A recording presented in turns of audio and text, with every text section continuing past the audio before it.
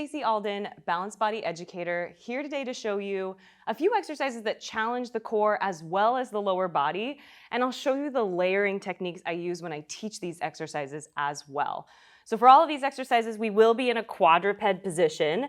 So my first exercise with the orbit will involve one foot coming to the center of the orbit and using my core, my hip muscles, and a little bit of my upper body to push into the floor, keep everything stable, to bring that knee toward the same side elbow.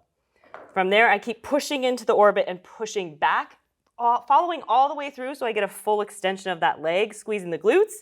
Then maybe giving myself a little more room with the opposite knee, pulling that orbit as far across my midline as possible, rotating my trunk a little bit, and then returning back to center. Last exercise I'll do here is opening the leg out to the side, squeezing the glute, and then bringing that leg back into the center using the inner thighs.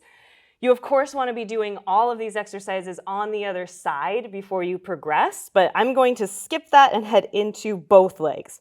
So both toes now come to the top of that orbit, ideally somewhere in the center. Usually I will put one foot on first for safety and then bring the other leg on.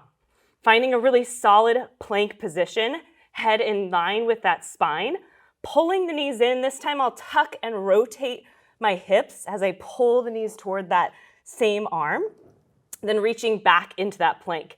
We can head to the other side, rotating through the trunk, pulling the abdominals in, and then pushing that floor away from you to find that full center position. Now bringing the knees either tucked toward the center or piking the hips up.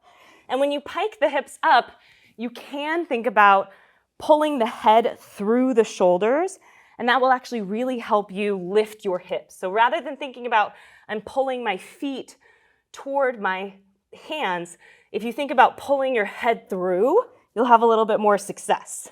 Last exercise here is that side bending, but both legs this time on that orbit. So both legs, keeping the hips as stable as possible. We're side bending through the spine, pushing the floor away from you. And it's really tempting to push one arm versus the other into the floor as those legs go to one side or the other. So do your best to keep pushing into the floor with both hands. Those were our exercises for the lower body and core. I'm 1,000 degrees warmer now, and I hope you enjoyed this balanced body video.